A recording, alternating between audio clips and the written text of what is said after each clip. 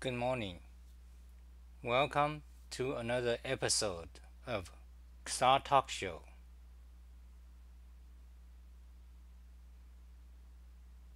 Today's topic is going to be random. Okay, so I created this Star Talk Show page. You can find it on xali.info, and at the bottom you'll see a link to it. And today's topic is any of these, so you can just pick a topic and I'll talk about that. But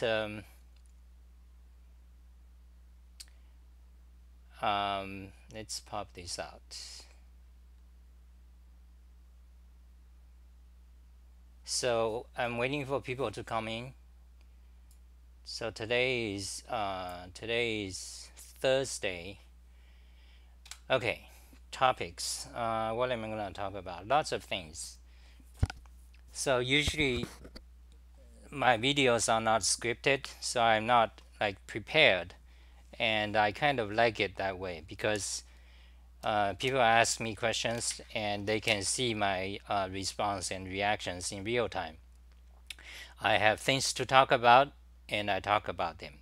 So you can ask me any of these questions. Actually, let me copy that and paste to the video chat box. Hello guys. So those are the topics. Actually, let me go to my emacs, copy that, find and replace that by that.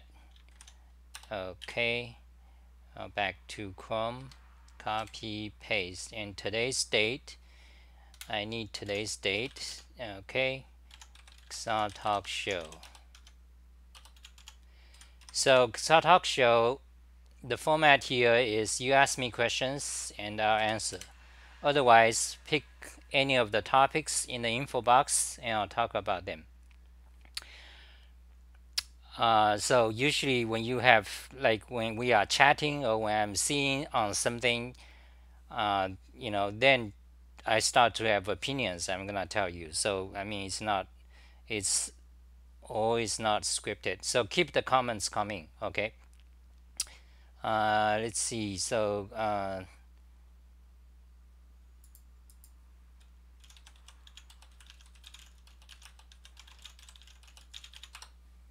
okay. So let's begin. So anyway, this is my music blog, xarmusic.org, and Bach's piano, well-tempered clavier. That's my favorite music of all times. I mean, if you ask me to pick one music, like if you if you can only have one album in an island, which would it be?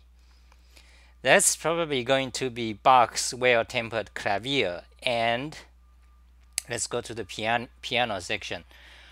Bach's well-tempered clavier and Liszt's transcendental etudes.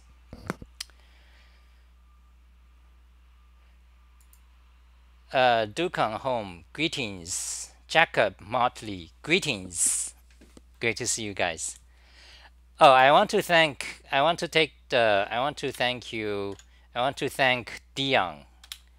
Dion for my patron yesterday. He was a patron and he increased the amount. But anyway, I just want to say thank you. Dion is my regular a watcher. Hi, Break the Loop.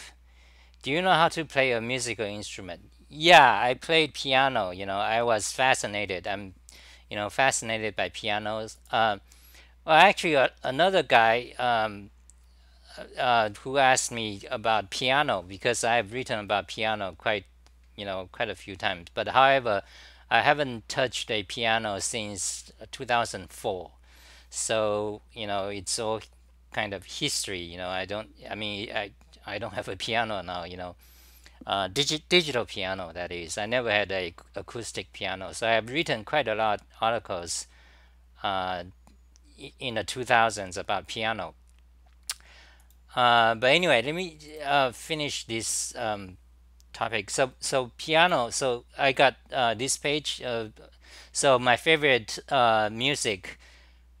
Okay, so in music, there's classical music, then there's pop music, or today's modern music. So I do listen to pop music, and among pop music, my favorite pieces are the dance frenzy songs, typically the electronica dance music, and there's quite a lot. Let's hear. Let's listen to one. So this one is funny. Let me see. Let me turn on the volume. So let's see if you guys can hear it. Uh, let's play.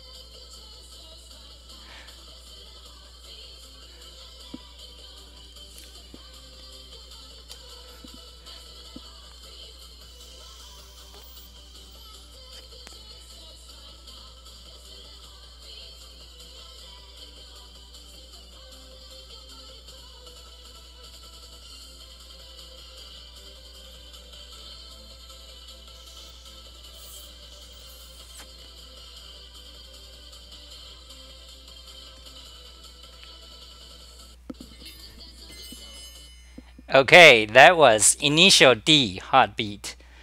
Uh, Let me turn the volume back. So can you guys hear it? Hi Scott, great to see you, Scott. Hey, break the loop. Um, I was listening to Prince's Little Red Corvette. Yeah, yeah, it's a fantastic song.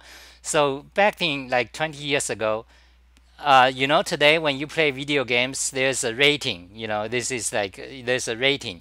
That began when some senator or something, I think it's she or he, when her daughter, was listening to Prince's Red Little Corvette, and she thought, this couldn't be, we cannot have girls listening to that song. So she began. That's when the rating began. The gamers rating, like this is rated R or whatever. In the video games, I mean, of course, the movie industry, they have their own. So that begins that. But of course, today how things have changed. You see.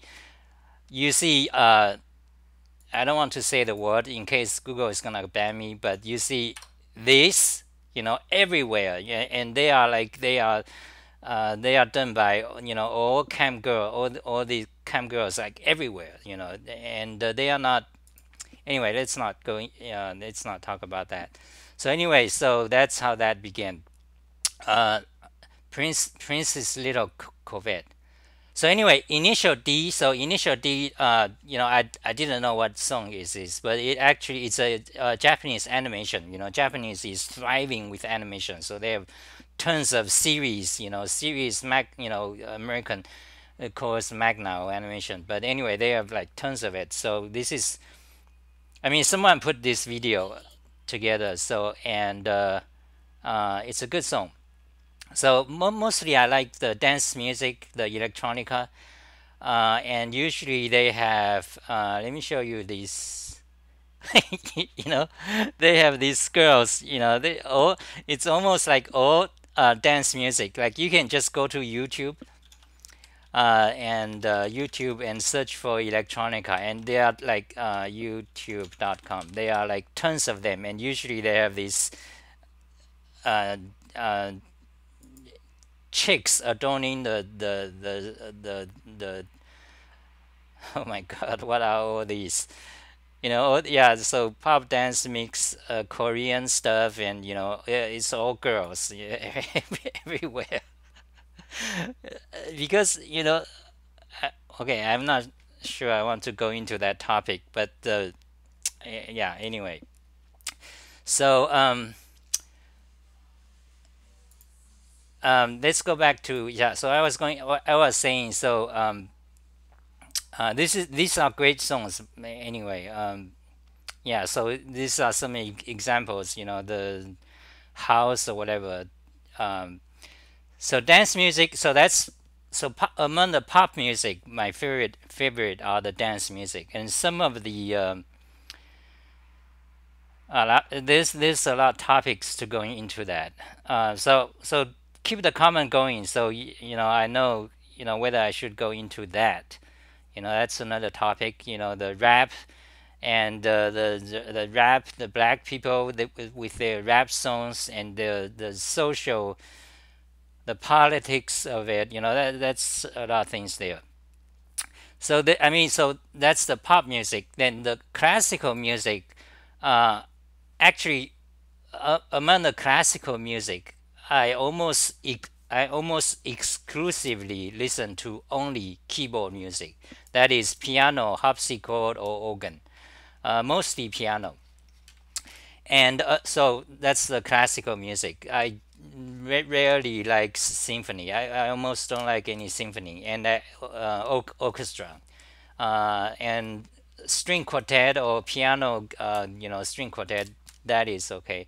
Yeah, but I mean in general. So I mean, of course, there are some exceptions. But anyway, so keyboard music, that's the classical music I listen to. And among all classical music, there are two pieces I like the most. Like if I can only pick two, one is the Bach's well-tempered clavier. Okay, I don't know if I should play that. Okay, that seems safe. Don't post illegal or things like that. Okay, I don't want Google to ban me. So piano music, Bach, a well-tempered clavier, and the other guy is Liszt's Transcendental Etude. Liszt, so Bach's music, it's it's cold and austere. Like it's extremely cold and austere, and usually people say it's mathematical, which is true. I mean, it's just it's like the perfection of notes, combined together. And when you listen, it just hits your brain, my brain. If you don't like it, it does nothing to you. But for many, I suppose, math-oriented people, it just hit your brain. They say, music is your emotion. Like when you listen to music, I mean, it doesn't matter what you like. I mean, even jazz or pop songs, sometimes they get you emotional, you cry. And that is true. I mean, I listen to Bach sometimes, even in the background, like I'm coding, I'm coding and Bach's music, or Liszt or some others playing in the background. And when it reaches, like unaware to me, like I'm just coding and it suddenly reached some section and it just it just hit me. So and that's also a philosophical a perpetual philosophical question. Why does that happen? Basically, we don't know. I mean, today, the neuroscience sciences, we are trying to find some answers, but basically, we don't know why that happens. So Bach's music is extremely cold and austere. Um, and Liszt's music, okay, they are totally two different styles. In classical music, you have different styles. Like in the 1500, 1600, there's aristocratic kind of style. I can show you some examples. I can give you an introduction to classical music, history of the period. But anyway, so there's Bach, um, whose style is mostly fugues. Then after that, there's what's called romantics, and Liszt is one of the representative, one of the big names in romantic piano pieces era, and his music, music also, I would say it mirrors my personality, and also Liszt the guy. I've looked into Liszt the guy. He's a great, guy. He's also a philanthropist, You know how today when you have a pop concert and all the girls, crying and go crazy and throw, you know, throwing stuff on stage like their personal stuff, their their bra, that began with Liszt. When Liszt was performing on the piano, all the girls, ladies, back then you call them ladies, they cry, they so Liszt is an idol, idol to them. And so, but Liszt music, his personality, his music is like the cruelty of nature. Okay, let me read this. Okay, so one of his composition is Transcendental Etudes. It's called Transcendental Etudes. 12, there are 12 of them, 12 pieces. And my favorite one is number 12. Now this piece represents the what I would characterize as Liszt's music. Okay, well to me, but some other people may choose other songs. But this is one of his pieces. Um, and when you listen to this piece, let me read it. Inescapable darkness and gloom. Each note is a knifing on your heart. It repeats over and over with greater intensity and sternness. Forces of nature in execution sans mercy. So that's how I perceive this music. But you can, I mean, similar opinions you can see elsewhere. So it's like this cruel and cold. I don't know if I should play it because, so keep the comments going and let me know. So let me read the comments. Scott, I'm listening to Prince. Yeah, Prince Little Corvette. That's a great song. Yeah, actually, that's a great song. In HD, the volume I'm playing is low. Yeah, I don't know why I have to. I'm keep learning about music streaming. I have to adjust it. I'm using the OBS software, which is open source, by the way. Uh, so I found this recently, 80s powerhouse aerobics. Let's look at that. Oh, okay. Let's go back. Eh, stupid Chrome. Let me pop that out again.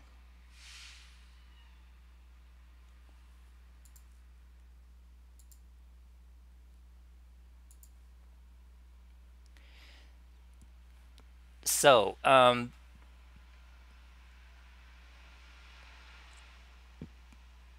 yeah, listen to music. Like sometimes, I listen to music when I'm coding, but usually it must be piano classical pieces. When, yeah, rarely I listen to pop music when coding because it doesn't, it distract me. Um,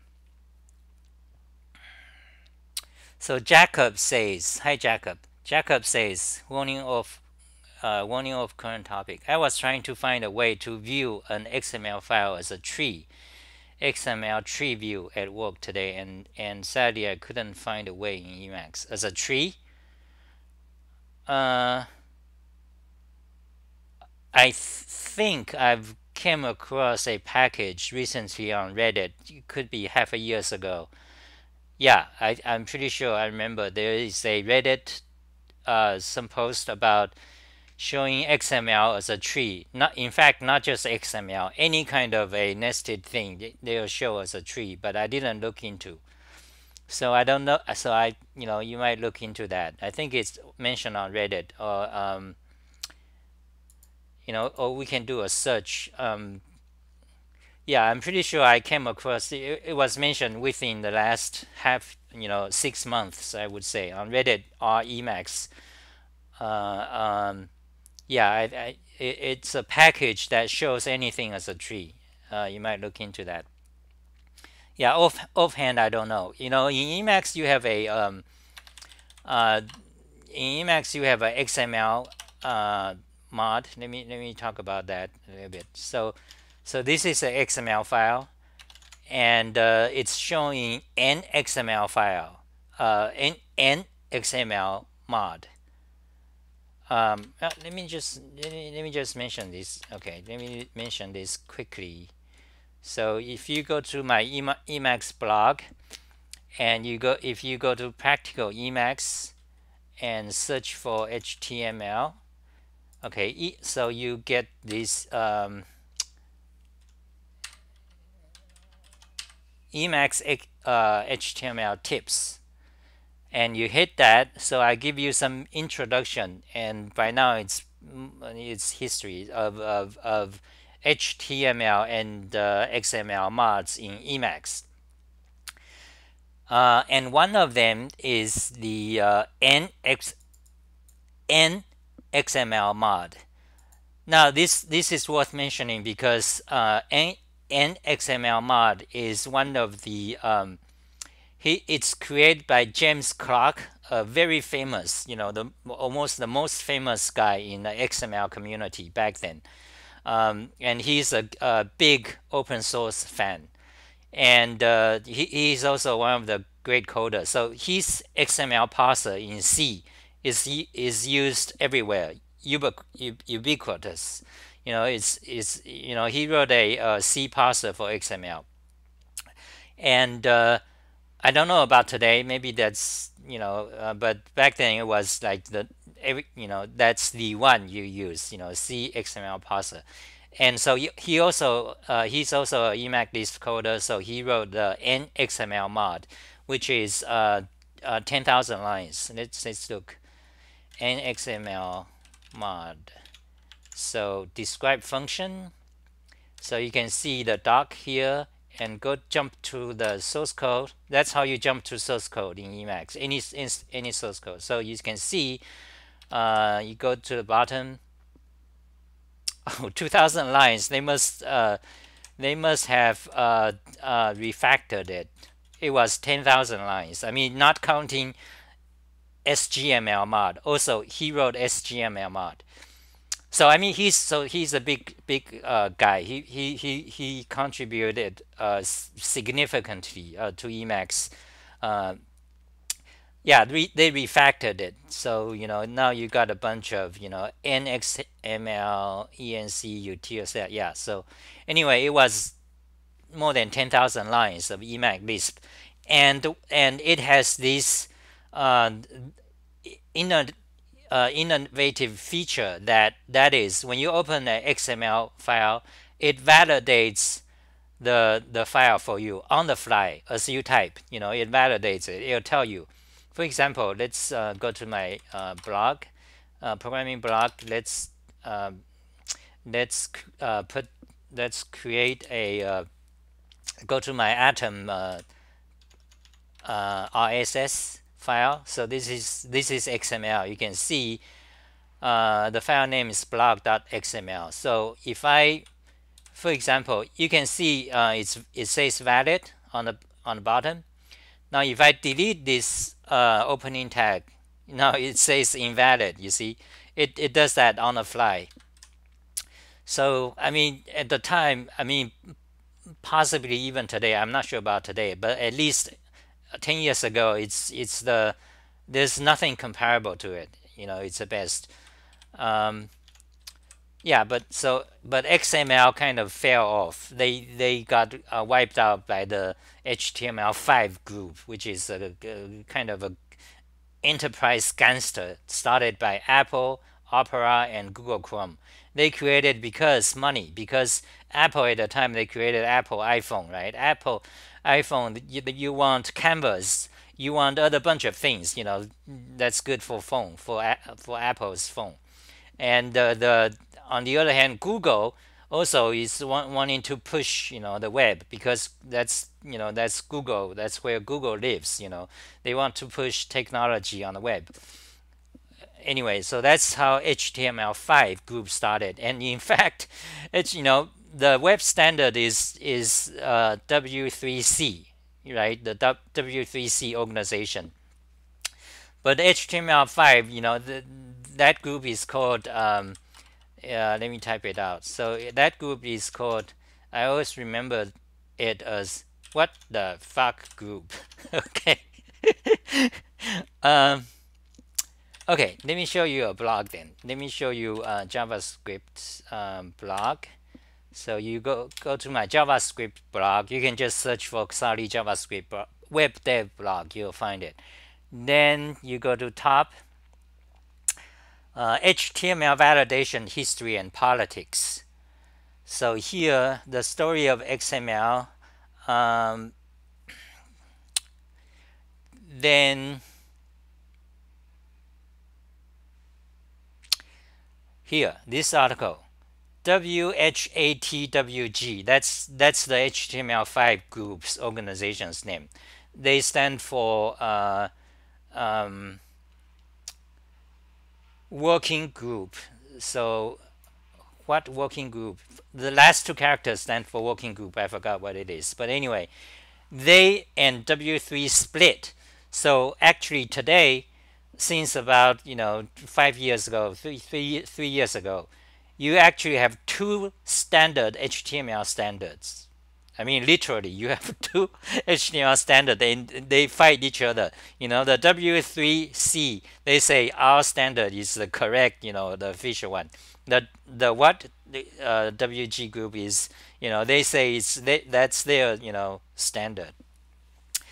They fight because of from political reasons, and the programmers are idiotic programmers, ignorant, and the programmers or the hacker types, they used to sing about standard all the time, especially the Unix types, the elite hacker, which I hate. I talked about this many times. They any opportunity they'll talk about, oh, RFC, go read RFC. Oh, we need to standardize. Oh, Microsoft is evil because they don't follow standard, and then that's all bullshit. Standard organizations, as I learned, as I realize now, they are actually just they are also many of them are non-profit, so-called non-profit, but actually they make money. Like especially today, many of these non-profit, they are tax exempt, but uh, they are just greedy. They make a lot of money actually. To the top guys, the top few leaders, the boss. But anyway, so W3C is one of that org, and then you have these WHATWG. They fight, and that's just a side story I'm mentioning. So okay, that's about XML. Let's read the topics.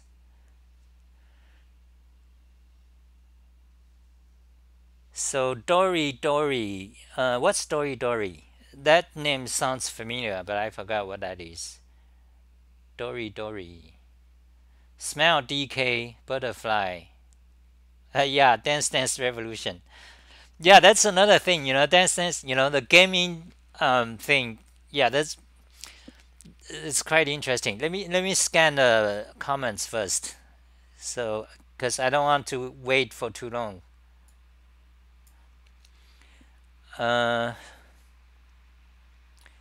So, have you ever been exposed to audiophile hobby? Yeah, when I was younger, it's people are into audiophiles. Yeah. Let me finish scanning the topics, the questions. I'm also interested in how you learn English. Okay, I talked about that a little bit. A few last week, 10 days within 10 days. I talked about how I learned English. Um, I have like I mean, okay, I have a lot topics I can talk about, but the problem is choose one to stick to at the moment. Like if you go to my Wordy blog, okay, so let's go to XA English. So if you type Xali English, you'll find my what I call Wordy blog, wordyenglish.com. So in this domain, it's all things about literature, vocabulary. Okay, the lure of vocabulary, the depth of literature, the question of style, the logic of linguistics, and the yields of English, and the cure by writing. So it's all related by those topics. And over here, I talk about how I learned English. You can read, for example, how to increase your vocabulary. Okay, so in this article, I basically uh, summarize the way I learned English. But I talked about that for at length for maybe half an hour, few days ago, maybe 10 days, something like that. Um, yeah. Uh, do you prefer listening to music while programming? Okay, we talked about that. I find it hard to multitask. Okay. Uh, Maybe you can write a post about good music for programming. Mm, well, the problem today with blogging is that nobody read it. I've written tons of stuff. Basically, nobody read it because partly because the Twitter, how the Google, they push clickbaits. So all the commercial organizations, big and small, they push out clickbait baits every day, including programming, stuff like JavaScript, for example. They push it out, for example, on Twitter. If you subscribe, or on Hacker News, if you subscribe to anything programming related, every day they tell you, "Oh, we got a new library. How advanced it is. Yeah, yeah, uh, but basically they are like zero content. They just like groups or organizations or even individuals like yourself, like me. Like when you create a library, you want people to know, right? So you post it to Hacker News, but also you try to do clickbaits. Oh, how I created this and that revolutionized whatever. So most of them it's like zero content. So today it's even hard to find anything that's has value. All you see is when you try to search something, everything is a clickbait.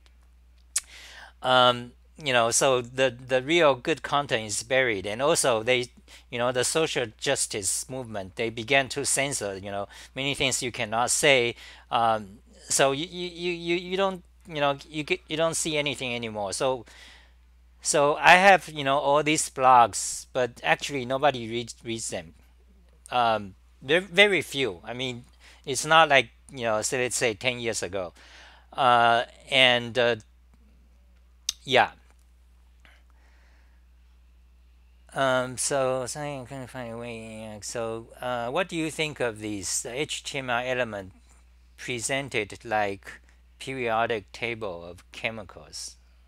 I'm not sure about those things. I mean, just judging by the name, because it's probably some fad or fashion.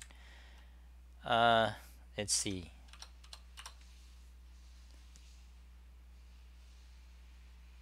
Uh,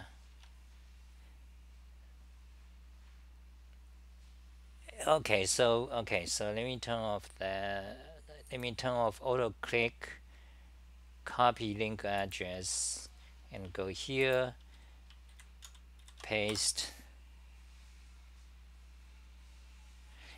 This Google is becoming so evil now. Like when you click something on YouTube, it goes outside. It'll tell you like, do you really, are you sure you want to leave YouTube? It's just incredible. Um, Periodic table of HTML elements. Yeah, I suppose it's fun, you know. But I'm not into these kind of things. Yeah, periodic table. So increasingly, internet standards are whatever Google says. Yeah, exactly. Because um, it's beating an old horse. Google is becoming this e- evil empire, and they just do whatever. And also, recently there's an article. Google actually, I mean, it's so evil. So, like Microsoft, they created their Edge browser, right? It's entirely new code, totally, entirely new browser engine, Edge, created almost like 10 years by now, 10 years ago now. Maybe not yet 10 years, but anyway, the Edge browser. So on Microsoft, they of course they want to show how good is their browser, so they have comparisons, how speed comparisons, loading page, JavaScript rendering speed, and so on.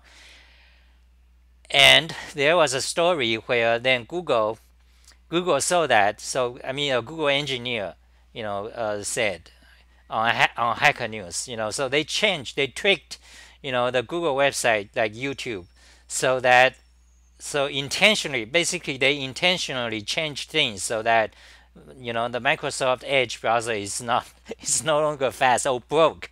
You know, they did that. I mean, the stories like this are, it's like almost like daily, happening dailies now. And the other thing is, they say, the general population, they don't have memories. So we don't remember. So, I mean, every day you hear things, if you ask me what are the list of things, okay, what are the list of things Google has done that's bad? I can't remember. I can't list them. I have to dig, I have like some articles I mentioned, or I have to dig my, blog history. But in general, like if you ask anyone, it's hard to come up, with things, so Google did this or that. They know, because they have psychologists. They have, they study the marketing. They know human, psychology. They know, they did something wrong. Oh, tomorrow nobody will remember. They just do something else. They go on, and then they have a entire PR department. Oh, we Google are helping you. We are helping the world to, create a better world. We we help people and stuff, and open source is part of it. So I thought it was a short for Dorito. I mean, kind of dreamy. So Scott says, I agree that it's super hard to get anyone to look at a blog post, but it's same thing. Put the same thing in a social network like the book face, and it'll get more engagement. Unfortunately, oh, I haven't heard of a book face before. I'll look. I'll look it up. Okay, so the comments, I covered the comments. So, so what was I talking about before? Uh, about learning English, the way how I learned it, I learned it by brute force. Anyway, I talked about that a lot the other day, so it skipped that. Vocabularies, I have a habit to write down any word I don't know. So here's a list of vocabularies you can, if you are into vocabularies. I was very into vocabularies. So, for example, let me just show you a link.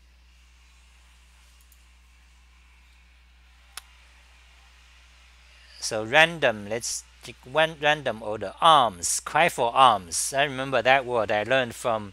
Does any guy remember where does that phrase came from? Arms. I learned it from Hemingway's book. This is back in early 1990s, like 1991 or 1987, 1987, where I was, reading all the literatures. Hemingway, For Whom the Bell Tolls. So a fair, The Sea and the Old Man, one of these books. Now, For Whom the Bell Tolls, I learned that arms from that book. I remember. Conjoint. Okay, conjoint twins is a fascinating subject. There's a famous conjoint twins called Hensel twins. Have you guys heard of it? Let me know. Type. Let me know. I mean, I want to see your expressions. Face expressions, so I can, I know where I'm going. So, anyone heard of Hensel twins?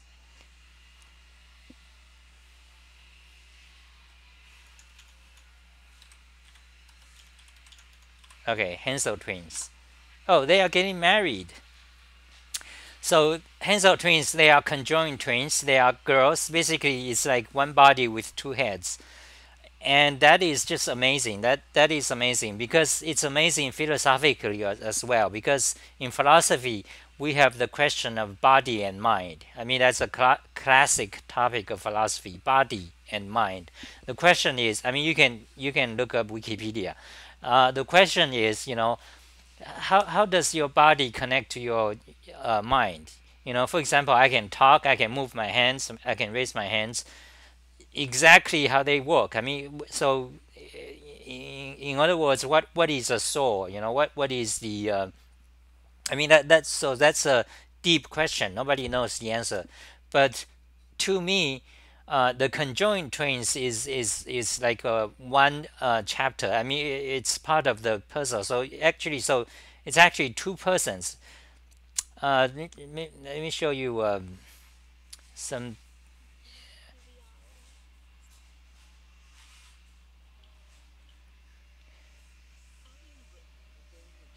So that's conjoined twins. So so they have two heads and they are independent.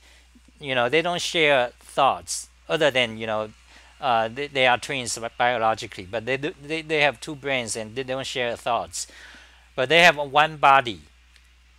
So so to me the question is, so how does this uh,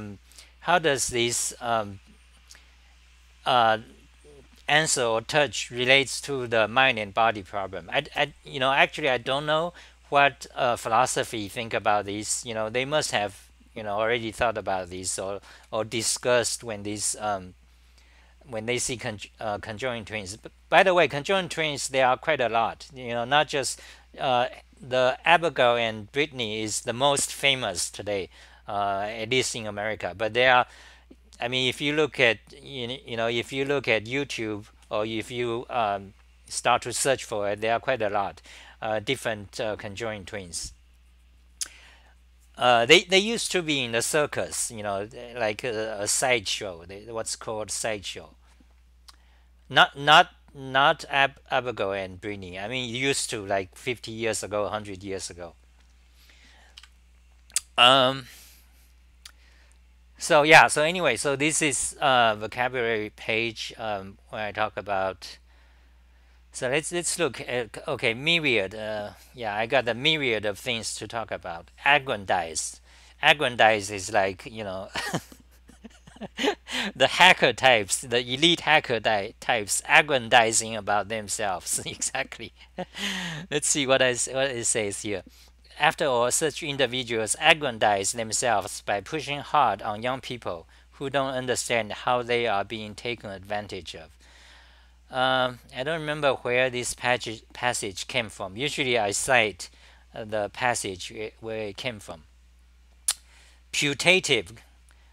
Cold Warriors TV show title, Woody Allen as a putative spy with Dom DeLuise, Michael J. Fox, and so on. Anyway, so yeah, these are GRE words. GRE is like the graduate record entrance exam, something like that. That's a exam you have to take when you apply for master or PhD degree. At least used to. I'm not sure about today. But anyway, so that's my vocabulary page. Oh, book face, Facebook. Okay. Yeah, exactly. So the social media, so they kind of like they are ruling the information.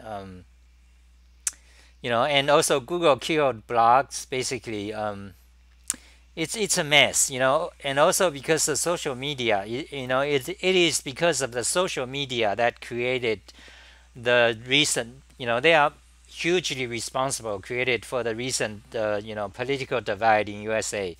It's gone crazy now. Because the social media, what they want to do is make money. Like just like every company. And let's talk about Twitter, for example. Same thing with Facebook. I stopped using Facebook like 4 years ago. I haven't logged in since 4 years, 4 or 5. But Twitter, so for example, on Twitter, they want to make money, and they to do that they need a lot of users, and they need users to post things. So they want to encourage, they want to get people to keep posting things. But you cannot just keep posting things. For example, I'm a programmer, so I have programmer followers, and I follow programmers. At least before 2016, mostly. And let's see. Well, anyway, well, let's show some other page. I don't want to show some of the controversial stuff. Yeah, anyway, let's just change some other page. Because the politics is too bad today. So anyway, so Twitter, they want people to post things. So I'm a programmer. So suppose I have some issue with Python. I post today. You post it after 1 hour. It's done for. Basically, okay. You already posted. What you gonna do? So so that way, Twitter needs you to keep posting. They need you to post every day. Like every few hours they need to post. But if you are a programmer, you can't do that. You post something and that's done for. What else you gonna do?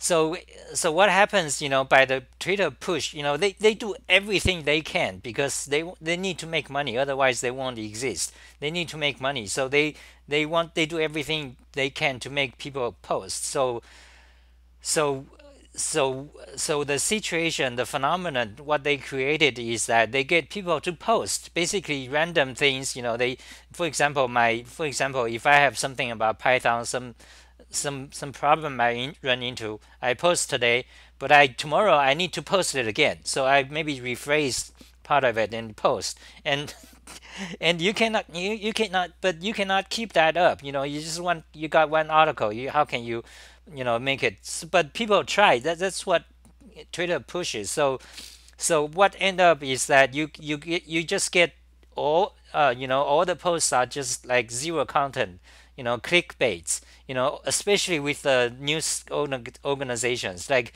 for example, Google has their blogs, right? So today maybe they announced some news about something. Oh, Google is going to kill Google Plus, for example.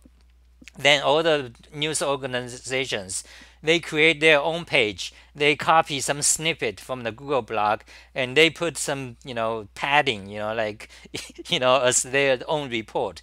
So it's mirrored on their own website with their own ads. So then they put to Twitter. So they go to their website. Each organization do that. So you got all these clickbait, but actually, they don't they always say, they add content by adding their own opinions or phrasing, but usually, not much, little. Like, you want to, I mean, the original post is actually from Google's blog.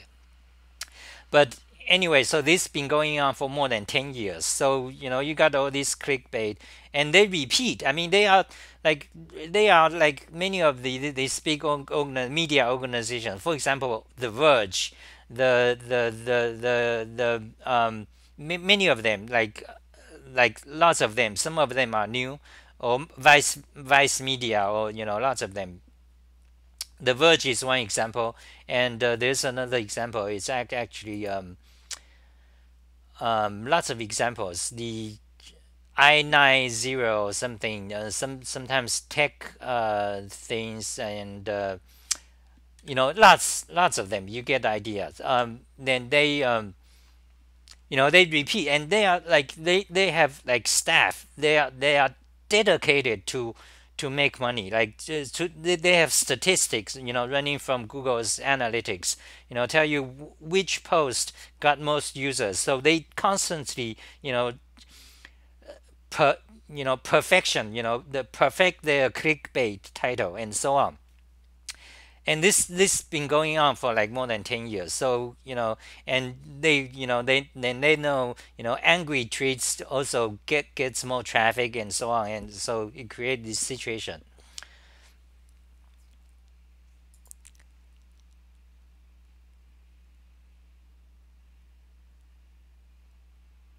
Google is finally its terrible social network, Google Plus. What do you mean? Yeah, Google Plus closed down. Google Plus is shutting down on April, I believe. They announced it like half a years ago. um anyway, so back to the music, or I forgot what the topic. Yeah, I kind of, so about the evil, empire of Google and all the news media. That's kind of an old topic. I mean, I talked about that a few times. So Liszt Transcendental Etudes. That's my favorite. Oh, yeah. So back to the music. So among classical music, my favorite is Bach and Liszt. And among all Bach's music, my favorite is the well-tempered clavier. And among Liszt's music, my favorite is the transcendental etudes.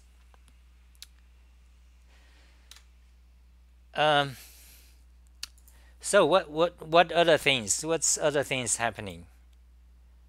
50 minutes. So I've been talking for 50 minutes.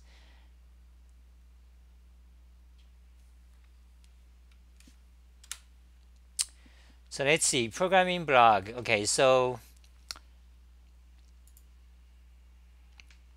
anything interesting?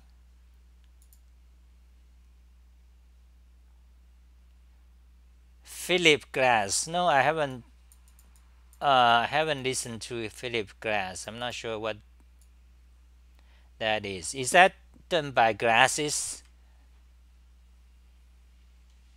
If that's done by Glasses, I think I've heard of Hansel Twins. Yeah, fascinating. When Hansel Twins came into the news, I was reading Time magazine, like from 1990, around 1991 to most of 1990s to 1997 maybe. Um, well, at least for 3 years, I was reading Time magazine. Time magazine is a weekly magazine. I was reading Time magazine cover to cover, every word for 3 years, and that was partly how I learned English. I look up every word I don't know. But Time magazine was a great magazine back then, but not today. Today it's the social justice stuff. It's lies, blatant lies and fake news, and uh, field glass.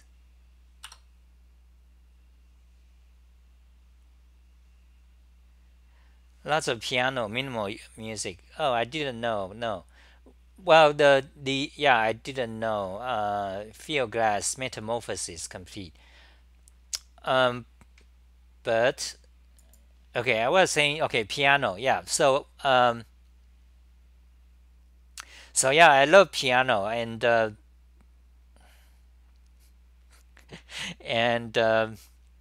Chopin was great, but Chopin, if you compare to Liszt, um, Liszt is much better.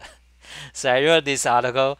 You can That's Chopin versus Liszt. Let me put it here. Read it offline. Don't read it here. So Um, what else? Yeah, about piano.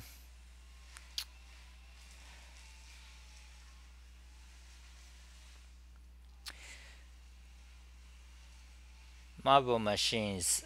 Piano technology. Yeah, here. Uh, oh yeah, here. Piano keyboard action. Well, I'm not sure I'm gonna talk about this, but anyway, so because um, because if I'm just going to talk about a topic without any introduction, without any context, then it's kind of dry. I'm just going into um, Beethoven. I don't like much of Beethoven stuff. Not really. Beethoven and also Mozart's. Actually, I dislike Mozart stuff. Mozart, I used to call Mozart a soporific ball. Yeah, but Mozart is a genius. He's one of the prodigy. There's something interesting about prodigy. Like the concept of prodigy itself is interesting because some people when they were born, I mean it relates to what's called um savant, uh, uh, uh, what they call idiot savant or something. Like some people, when they were born, they just have a natural gift. So Mozart is one of them. But however, Mozart, many of the prodigies, if you look at the prodigies, I mean, they are piano prodigies. They are, musical prodigies. They are mathematical prodigies. They are human calculators. Like they can calculate uh, faster than you can use calculators. But usually, they prodigies usually they turn out they don't do anything. They don't do contributions to the world. Like if you look at all the greatest mathematicians or musicians or composers, you don't almost like you don't see prodigies. With some exceptions. For example, Mozart is one example, but in general, the prodigies they don't do well.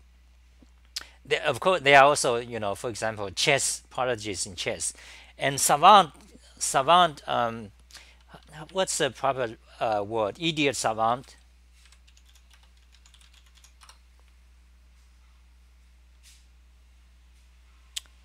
Yeah, idiot savant. I guess that's how they call it, or at least used to. I guess they don't call that anymore because, you know. So there's a movie by Tom Cruise, very popular, called Raymond. I love that movie. So it's an old movie, and this movie shows you what a savant is. And also, um, savant. For example, a book. Let's say Bible, okay, because that's popular in America in many of these cases. For a Bible or a telephone book, they can read the whole book and memorize everything. That's how they are. These savant, idiot savants, they can memorize everything. So that's incredible. I mean, from a scientific, point of view. So how your brain works, and basically, as far as I know, we don't know the answer. We don't know exactly how that happens. And by the way, also there's also a myth. People like to believe that it's a myth. What's called modern um, uh, urban myth, that people like to think, okay, so we are using only 10% our brain, but actually everybody can, if we can use 100%, then we are all going to be geniuses. Actually, that's not true. That's just a myth. It started by some guy. Usually many of these myths are started by maybe some author. Sometimes sometimes intentionally, sometimes unintentionally. They write a book or they write an article in academia.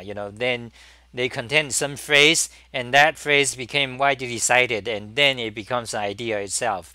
One of the famous examples is like Eskimos has like 100 words for snow, and things like that. So eating and savant, yeah. So they have these incredible talent. But by the way, I was looking at this. I study. I'm interested in these kind of things. Since 20 years ago. So before the internet, I actually went to read books in a library about these kind of people. So there's documentation about what they do, who they are. And today, I mean today, of course, technology and YouTube, there's a lot more you can see on YouTube. Actually, if you follow Wikipedia, I think I was reading this article just a few months ago, 2 or 3 months ago, because they are modern ones like today, who is living, and you can see them. You can see their performances and their what they do on YouTube. They are painters, okay. They are uh, pianists, okay. They are others, and okay. So if you go to Wikipedia, I think they list them. Yeah, here, notable cases. Some of them are still alive. I mean, some of these are modern ones, like young, still like 20 something. Some of them are blind, and these idiot savants, they are like they are cripples. I mean, they are social cripples. Like they are unable to function in society. They don't know how to tie a shoe. They don't know how to dress themselves.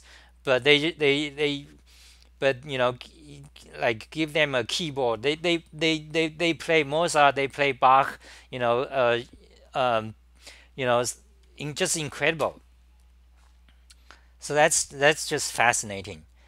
And also, by the way, there's also a separate thing about memory. You know, like memory is the integral part of intelligence. I mean, and there's so there's also I think there's a competition on memory, like and there are people practicing that. I mean, there are people who give you guides, or the winners of such competition. They teach you how to memorize things.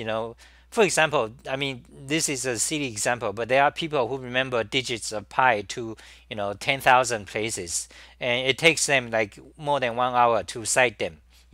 Pi is 3.1 141596, so on. They can remember 10,000 places or more. I forgot what's the number, but those people are normal people. They are not idiot savants. But you have to put effort into it, and you develop ways to memorize certain things. May it be phone numbers or digital pi. They teach you. You can look into that. They'll teach you how to do that.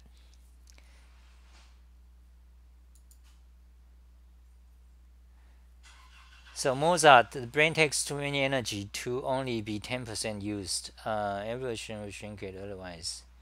The brain takes too much energy to only be 10% used. Evolution would shrink it. Yeah, I suppose. Of course, I'm not a neuroscientist. So, I mean, that makes sense to me. So there is a Korean acoustic guitar savant called Sunga Jun. His parents were filming videos of him for YouTube. I see. That's interesting. I'll look up. So idiot savant. So what else? So this is my home. This is my apartment back in 2000. I moved to my own apartment.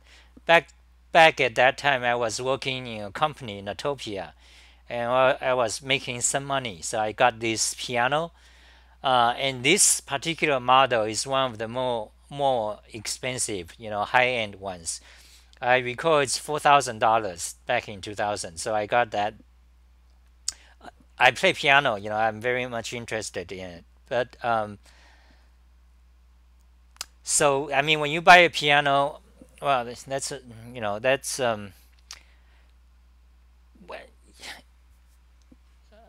okay. I don't know if this is a topic we should go into, but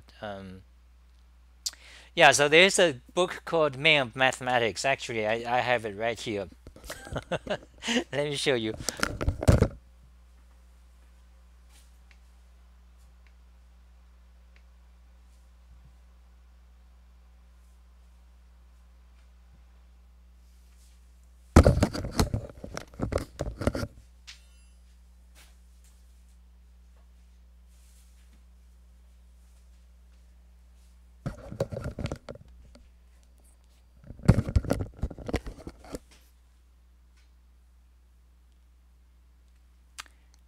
Man of Mathematics. This is all dusty. It's dust there.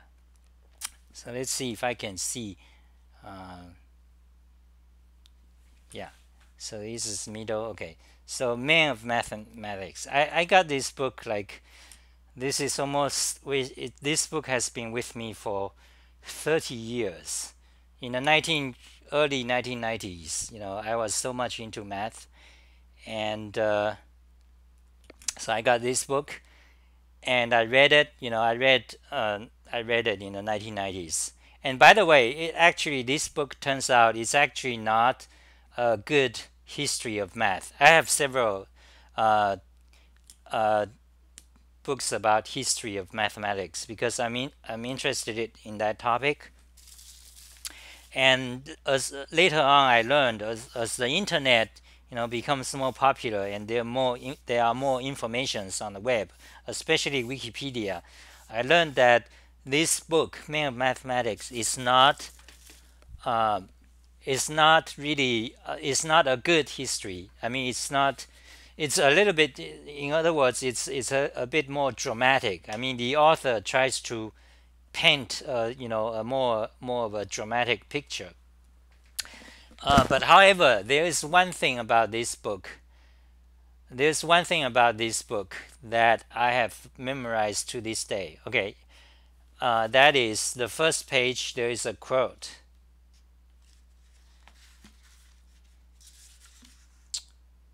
Let's see.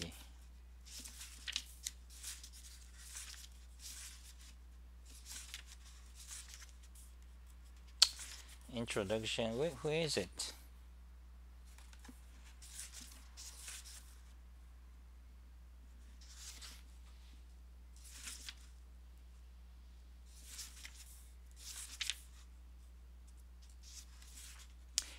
Of this book, the mathematician I remember the most, of course, it's also the most dramatic, is Galois, Genius and Poverty, Abel. Yeah, Abel is one of the guy, and Galois. I think the way you pronounce his name is Galois. He is the creator of the Galois theory, which is basically solving the fifth power polynomial. In fact, that is not possible, but he is the one who began to give us insight about why it is not possible and under what circumstances it is possible. Basically, yeah, Genius and Stupidity, Galois, 1811 to 1832. But anyway, there's a quote I'm trying to find.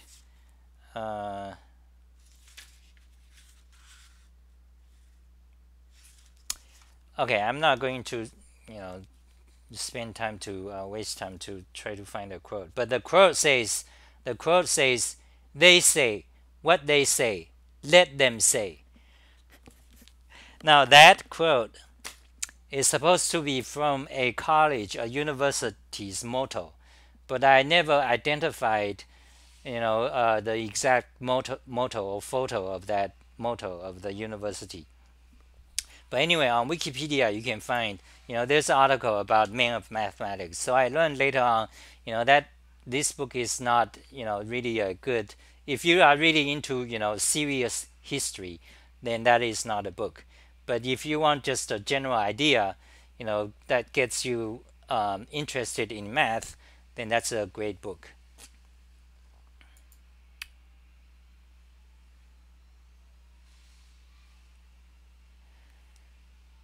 So let's see. The brain takes. Okay, so there is a book called "Men of Mathematics." Some big mathematicians in history were child prodigies. Yeah. Fascinating stories in it. Yes. Oh, Yamaha Clavanova. I don't like the Yamaha Clavanova. So Scott, now you gave me a topic. Now I'm going to dive into that. Okay, so stupid links. Copy link address. But actually, I've been talking for oh god. This evil. This Google.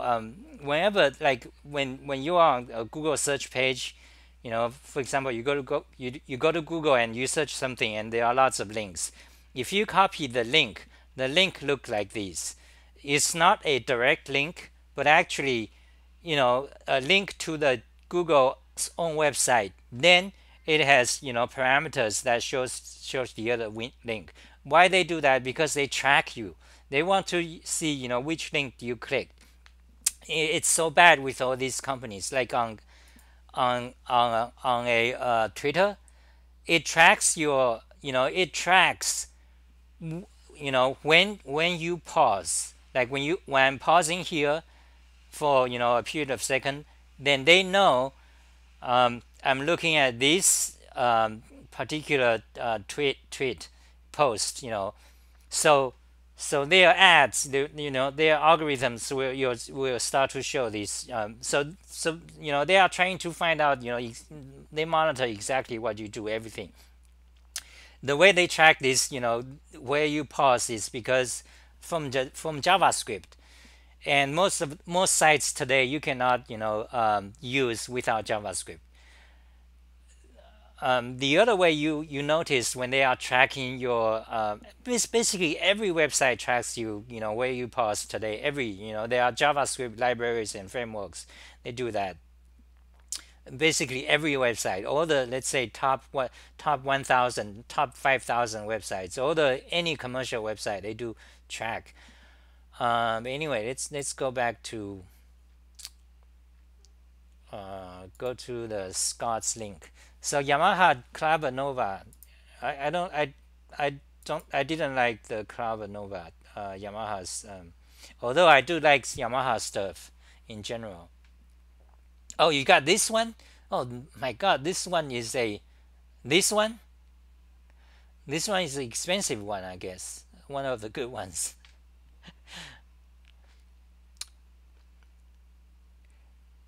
Yeah, this with the back. I mean, those are like a miniature. I mean, they do they have strings inside?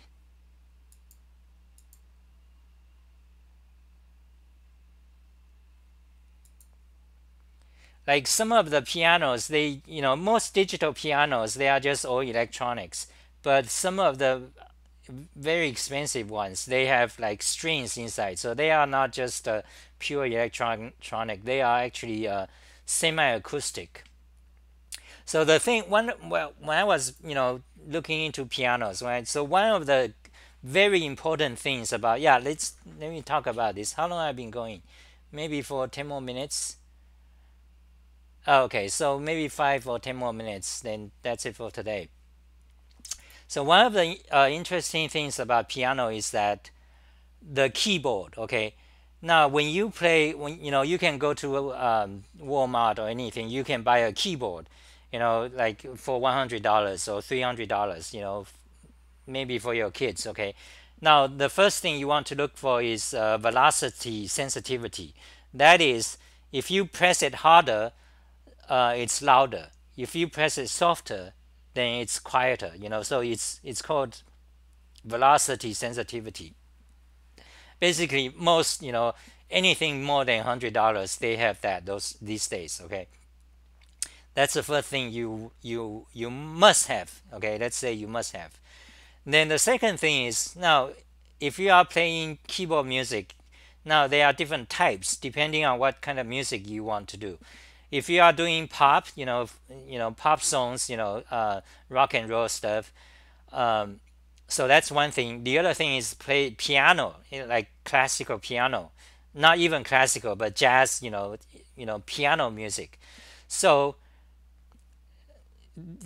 so depending on which type you want to go into, the keys feel is critical. It's critical. I mean, it's not just a preference. It's absolutely necessary to, because there are two types of key.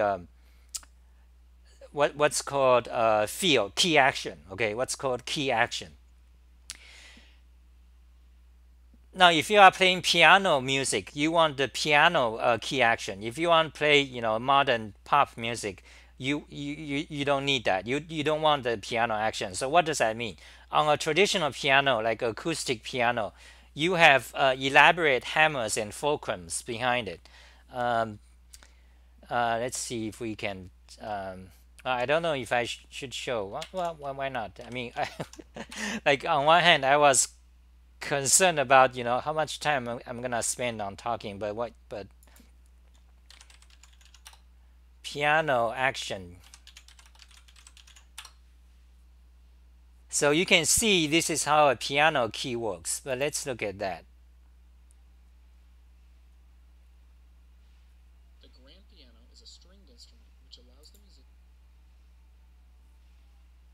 You have probably seen it on YouTube. So it's fairly complicated, but the point to the player is that when you press a key, there's a weight. It's like a keyboard. It's like mechanical keyboards. Like when we type programmers, we talk about mechanical keys. Because why do we talk about mechanical keys? Because there's a feel. the feel is very different from rubber dome keys. When you typing for a long time, the mechanical keys is much better. It's healthier for your fingers. It feels better. It makes you want to type longer. You don't mind. But on the other hand, a bad keyboard, rubber dome mechanism, it's you hit bottoms and also the other problems. So in the same way with the piano keyboard keys, the piano keys is the perfect the ideal. You want to feel the key. I mean, if you press the key, you can feel it. If one day you go to try a piano, you can feel it. It feels very good. And if you are a pianist and if you are practice piano, you want that keyboard. Because on a bad keyboard you don't do well. So this thing is critical to anyone who wants to play piano. Now, but on a digital keyboard, a digital piano, you don't have the hammers. You don't have. Let me show you some other ones. For example, you have different types. It's so you have that one. Uh, and this one, I also bought in 2002 around there, and I like this. But back then I surveyed all these different keyboard. But anyway, so a real piano, acoustic piano, you have all these hammers, going on in the back. But on a digital piano, you don't. On a normal one, you don't have that. But however, they try to emulate. They try to emulate the hammer, the elaborate hammer and fulcrum action. But usually, they can they can emulate it to a certain degree, but never as good as if you actually have the acoustic piano, the whole hammer mechanism. So I mean, usually, of course, on a digital piano like this, you have springs inside, and they try to have mechanisms so that you feel like acoustic, but not really. Uh, but however, this one I bought back then, 2000, it actually has hammers inside. So just for the sake, so that when you play on this keyboard, it can feel like more like an actual piano. But actually, it doesn't. Later on, I learned it's actually. I mean, for example, today, if I'm going to buy one, I'm not going to get this one. But anyways, you can see the hammers. There's this guy. These are not my pictures, but the keyboard is the same as the one I had. And he opened it up. He showed you all the key actions inside. It's made of wood. But anyway, so I was studying about these issues. There's a lot of things to dig into about these different actions.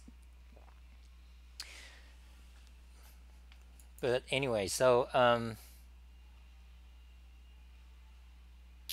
I know what you speak of. My friend has an acoustic baby grand. Yeah, driven by digital solenoids.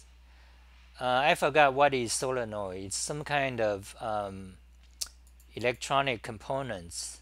Yeah, but I know what you mean. Yeah, so I mean, so today, I mean, well, anyway, so is there anything else? I think that's it for today. It's for 80 minutes. So Raymond is a great movie. Okay, check it out. Also, the Raymond has a CD album. Well, we don't have CDs anymore, but you can buy the album. Every song, I love it so much. Every song on this album, Raymond. Uh, um, so that's Raymond. That's Idiot Savant. Okay, field glass. I'm gonna look into. Yeah, so there's another topic there. There are many mathematicians who tries to create a tonal music, and I was looking into them for a period of time. I looked into them. I didn't like them. A tonal music is like, well, that's another topic. So you have to explain music scales. But anyway, let's see what else I stuff. Twitter, evil Twitter, Reddit is same thing, evil. Um, e-rotator. So and piano keyboards, key actions, piano music. That's something I need to reply to. Stuff like keys. Yeah. So let's see. I think there's might be something I want to mention.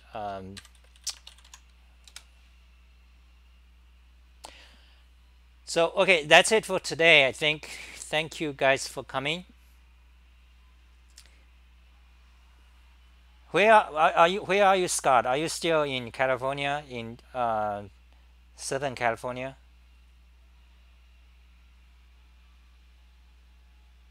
Quasi quotation. Okay. Thank you guys for coming. I'll see you next time. Bye.